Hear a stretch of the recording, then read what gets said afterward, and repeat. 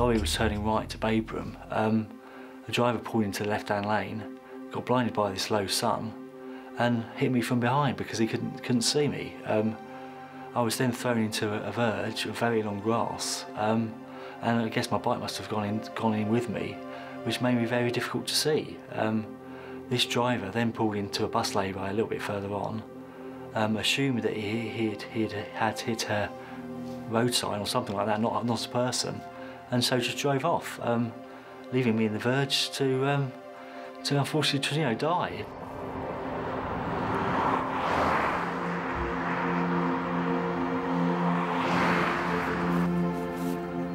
Well, I must have been along this verge here. I mean, certainly this side of the turn-off. I laid there between 7 or 8 hours. She normally went into Cambridge by car, but that day she didn't, which was fortunate, because her car something was wrong with it, I think. And she was coming home on the bus and there was a screaming baby next to her, so thank you to that baby. And it made her look out of the window to avoid this baby. And she saw what she thought was a body lying in the grass and stopped the bus and ran back to the spot where she thought she saw the body, and the bus driver also, I think, came as well. It was just a chance in a million, really, I think, that he was ever found. Well, it was difficult to tell with all the tubes and all the equipment around him.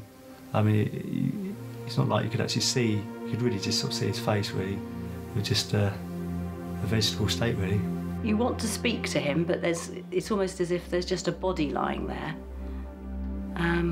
And you just don't know where Thomas is. I didn't know where Thomas was. And I did ask the nurse that. I can remember clearly saying, well, where is he? And there is no answer to that. I mean, he was just being made unconscious with drugs so that he didn't thrash about or damage himself in any way.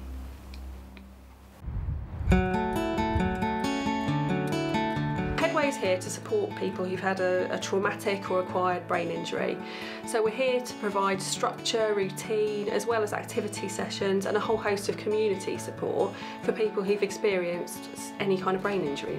Clients will come to us 10 o'clock in the morning, have tea and coffee with their peers, and then they'll take part in one of our activity sessions. And it could be a life skills group, so they could be doing cooking or gardening, social skills. It might be that they're taking part in a cognitive activity or a vocational group, a discussion group, so a whole host of things. Our community team are fantastic. They support the friends and families of the individuals who've had a brain injury. So it could be simply listening to what they've been through. It could be giving them some information or advice about brain injury itself, about the repercussions. It could be giving benefits advice, because obviously if someone's had a brain injury, it affects every aspect of their life. They were excellent. They helped him get back to a life that it is a useful life for him. He can support himself. They've been brilliant. It's very humbling to actually be part of people's lives when they're in these kind of situations, and you know, there can be some incredibly funny moments, there can be some very serious moments. You know, it's almost like a mini sort of soap opera every day in a sense, and that's what people's lives are like. And I think it's nice that people can come here, they can be themselves, you know, warts and all, you know, we've seen it all. And I just think it's amazing to be part of people's lives like that, really. The accident made me appreciate life much more. Until it happens to yourself, you don't realise how fragile your life is.